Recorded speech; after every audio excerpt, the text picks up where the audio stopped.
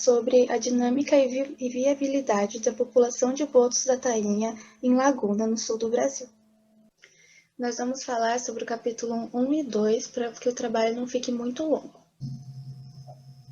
Bom, os botos da tainha, como são conhecidos no sul do Brasil, pertencem ao gênero Tursiops, e eles apresentam uma distribuição muito grande em águas temperadas e tropicais, e tem uma grande diversidade de habitats, como, por exemplo, baías, lagoas, estuários e desembocadura de rios. E eles possuem um comportamento muito singular, e por causa disso têm sido muitos objetos de estudo e pesquisa.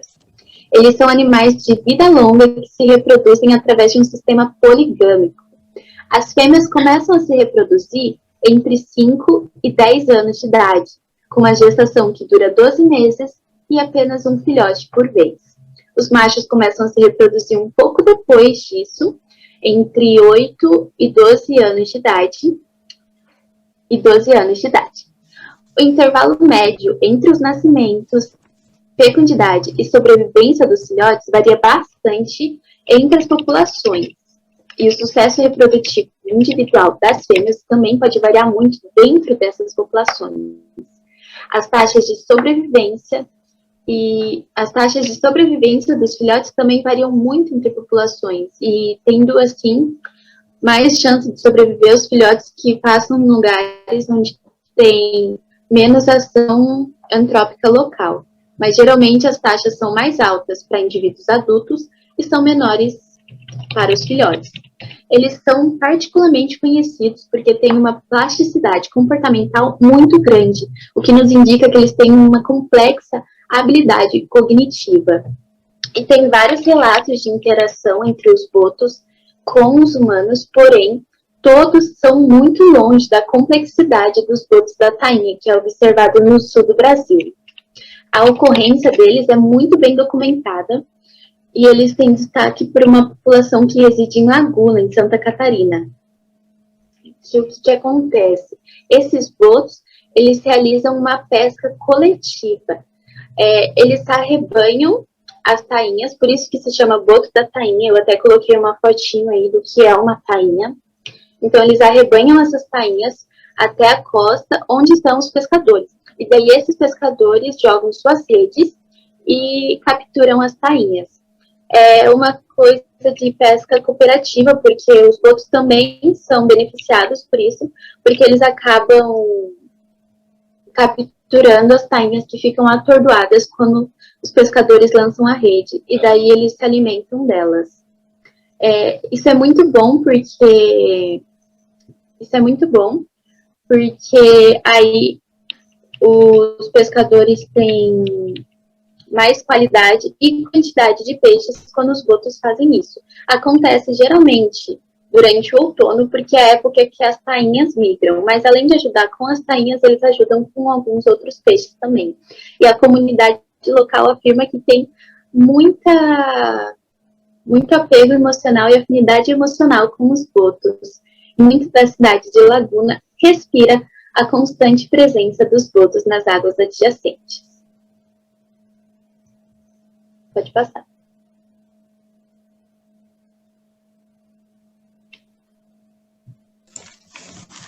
Bom, os fatores de declínio populacional, eu vou citar 2 paradigmas para explicar certinho.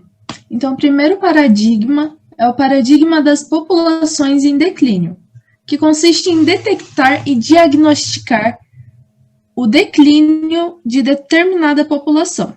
O que isso significa? Bom, na visão do paradigma das populações, o problema ocorre quando a população está em risco devido a algum agente externo.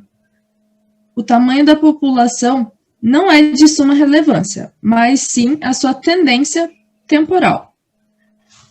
O segundo paradigma é o paradigma das pequenas populações, e ele lida com o risco inerente de extinção devido ao baixo número de indivíduos na população.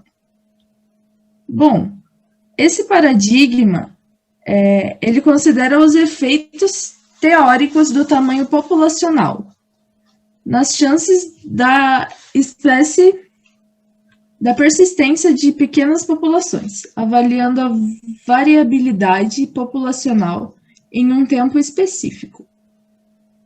Teoricamente, pequenas populações são mais propensas à extinção.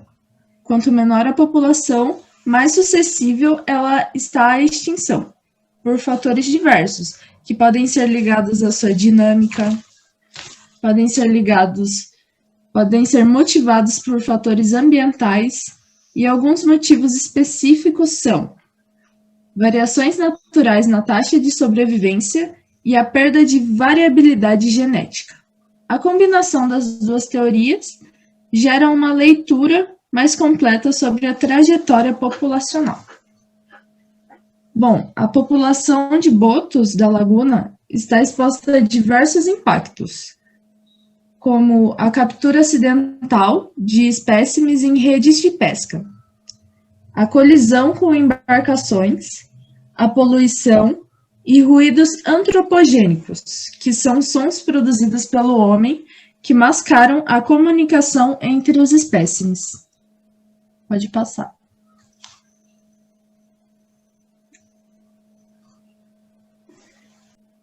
Agora um pouquinho mais sobre o laboratório e a pesquisadora, que é a Carolina Pesamaique de Abreu.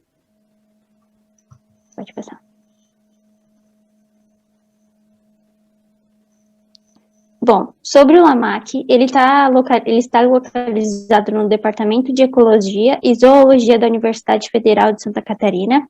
Ele conta com espaço de pesquisa e necrópsia, além da maior coleção científica de mamíferos marinhos na América do Sul. São mais de 600 espécimes. No LAMAC, os alunos da graduação, mestrado e doutorado, eles desenvolvem pesquisas que envolvem dinâmica e ecologia populacional, ecologia trófica, morfologia comparada e vários outros. Bom, eles são referência internacional, tendo colaborado diretamente para alguns congressos da América Latina e simpósios também.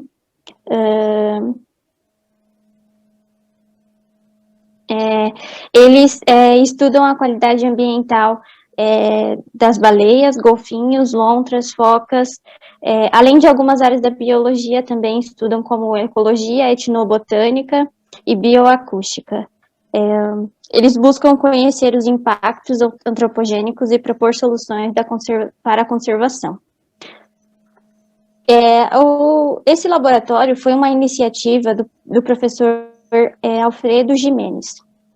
Ele era um mastezoológico e fazia pesquisas com mamíferos aquáticos desde 1988, que foi quando foi fundado o laboratório em Santa Catarina. Pode passar.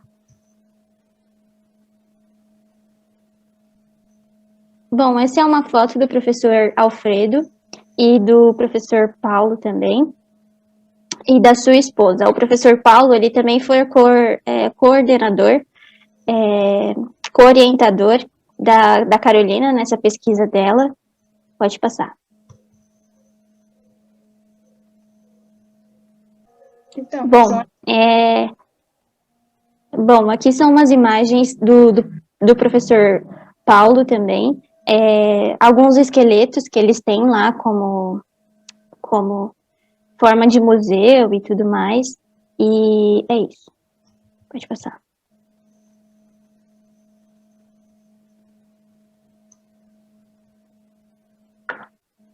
Essas são algumas linhas de pesquisa do LAMAC, como ecologia de pesqueira e etnologia, bioacústica, impactos antrópicos e conservação, morfologia comparada, biomecânica e alterações ósseas, zooarqueologia, sistemática e taxonomia, ecologia populacional e comportamental e ecologia alimentar.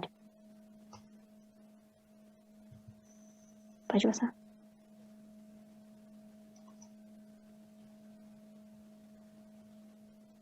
Bom, agora um pouquinho sobre a Carolina. Ela é graduada em Ciências Biológicas pela Universidade do Rio de Janeiro. Ela tem mestrado e doutorado também em Ecologia pela Universidade Federal de Santa Catarina. No seu mestrado, ela estimou a densidade das baleias jubarte, e em uma área de reprodução e o risco de colisão com navios de bagaça. No doutorado, ela estudou a dinâmica e a viabilidade da população de botos da tainha em Laguna, em Santa Catarina. Bom, atualmente ela faz parte de um projeto GEM-FREUS, eu acho que é assim que se pronuncia, e ela avalia os riscos de extinção do boto no Brasil. E esse é o orientador dela, o professor Fábio Gonçalves, e ele também é doutor em Ciências Biológicas pela UFPR, e é docente no Departamento de Ecologia e Zoologia, e seu interesse central é sobre ecologia populacional e comportamental. E ele utiliza mamíferos marinhos como o principal projeto de pesquisa dele. Pode passar.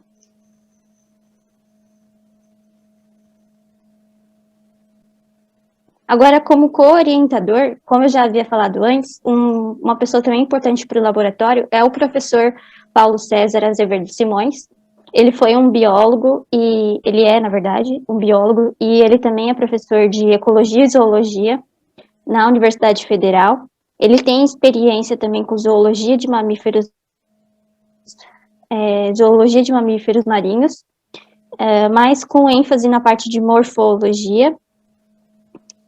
Ele publicou mais de 130 artigos científicos em período, e também tem vários livros publicados, e um deles, sobre o nosso trabalho, é Os Parceiros da Sobrevivência, que fala sobre, um pouco mais sobre os botos da tainha.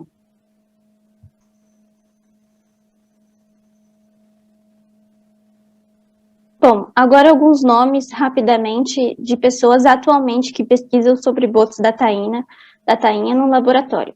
A gente tem o Alexandre, que ele está fazendo o doutorado dele, e ele quer entender como os botos da tainha se diferem em táticas de forageio especializadas por pescadores artesanais, e avaliar esses efeitos em variação individual para a população e para a manutenção da interação boto-pescador. Já a Bianca, ela também é formada em biologia pela Universidade Federal de Santa Catarina, e também foi estagiária no LAMAC, e hoje trabalha no Instituto do Baleia Bart. E em 2010, ela fez uma pesquisa com botos da tainha também, e ela é voluntária hoje numa associação que faz monitoramento de praias, e enfim.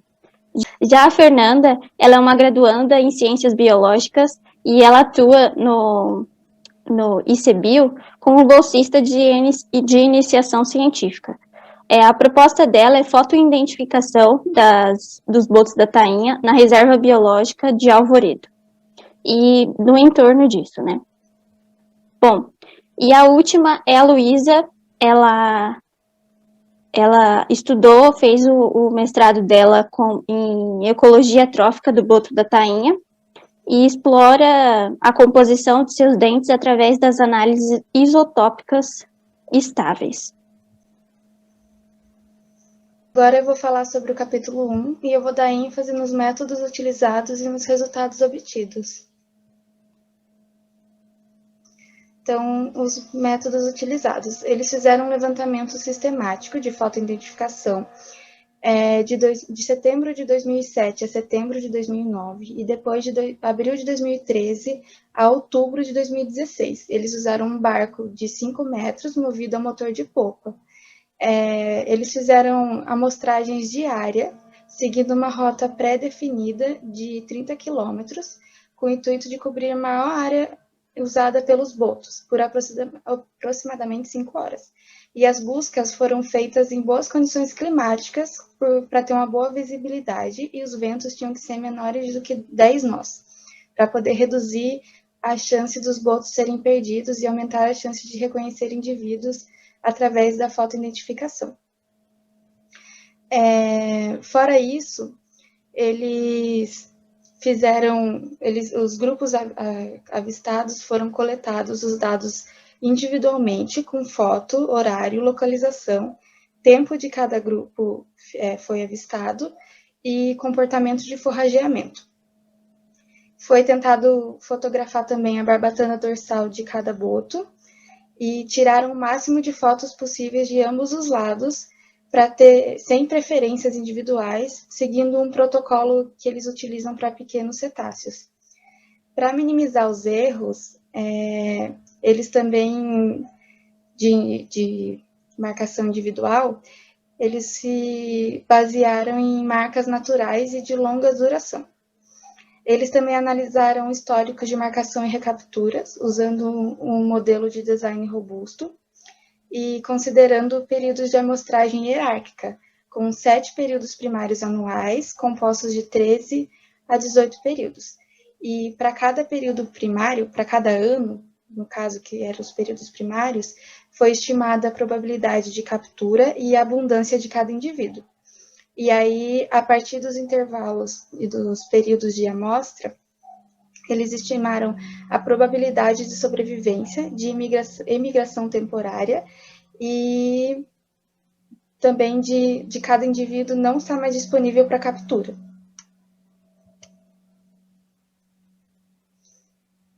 Então, aqui, como eu já tinha falado, eles estimaram esses períodos de abundância de cada indivíduo de captura. E eles utilizaram um modelo de emigração para investigar os efeitos da dependência do tempo nas probabilidades de captura. Esses modelos foram utilizados parâmetros de migração constantes, sob design robusto, com os modelos markovianos.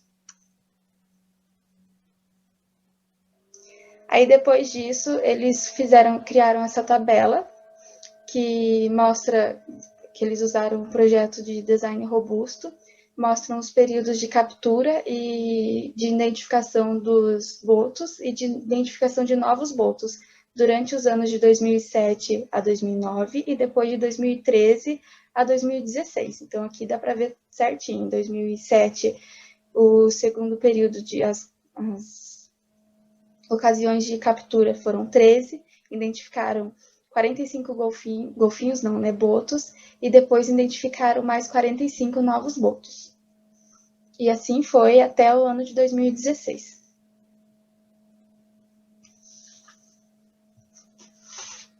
Agora eu vou falar um pouco dos resultados obtidos.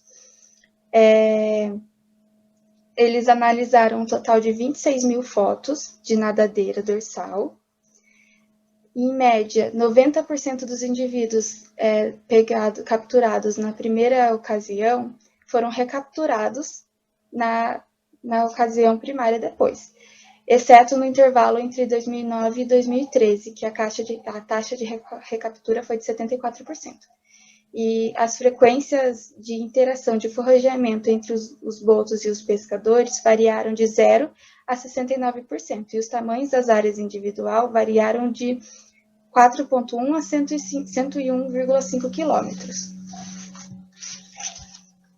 Com todos esses dados que eles conseguiram nos primeiros resultados, eles plotaram um gráfico, que foi esse gráfico aqui, onde as barras mostram a frequência de interação dos golfinhos nariz de garrafa, que são os botos, e as barras mostram isso, e as bolinhas mostram a área que eles foram encontrados, a área que eles ficavam, no caso.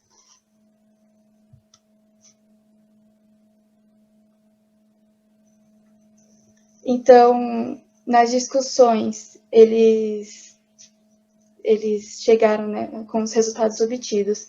Eles viram que os resultados mostraram uma variação individual de comportamento de forrageamento e viu que essa variação afetou fracamente os parâmetros demográficos dos botos, usando o sistema de lagoa em laguna.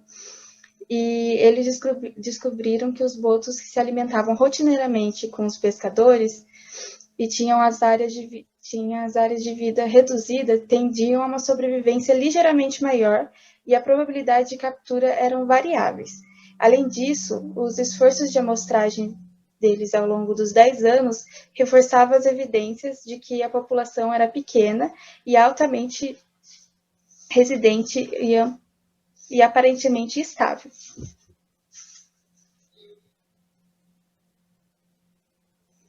Agora o Gustavo vai falar sobre o capítulo 2.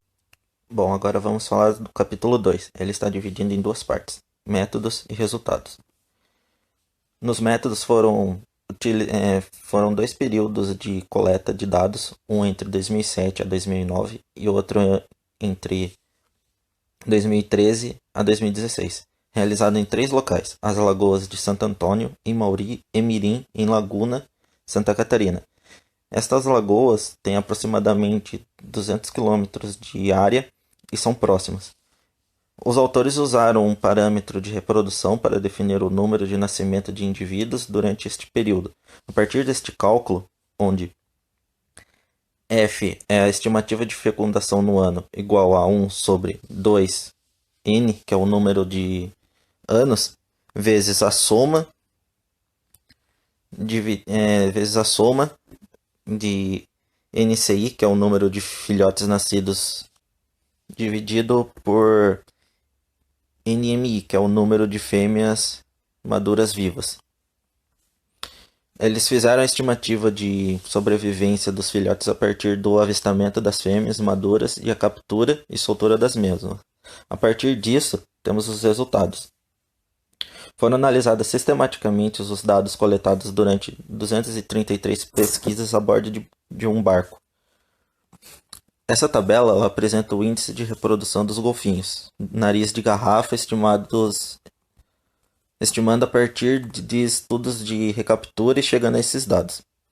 Em 2007, houve uma taxa de 0,29 de fecundação. Já em 2017, 10 anos depois, houve um pequeno decaimento para 0,15 da taxa de fecundação. Já o gráfico, ele aponta a sazonalidade dos golfinhos com base no monitoramento a longo prazo, onde as barras cinzas expressam o número estimado de nascimentos a partir da pesquisa de recaptura e as barras cinzas expressam os neonatos encontrados durante as pesquisas. Com isso, os autores concluíram que a longo prazo, os partos em laguna era altamente sazonal, com a maioria dos nascimentos ocorrendo no final da primavera e no verão, por terem disponibilidade de alimentos após este período e o clima e a temperatura da água estarem propícias para as fêmeas darem à luz. Com isso, terminamos o capítulo 2. Essas são as nossas referências e por hoje é só, pessoal.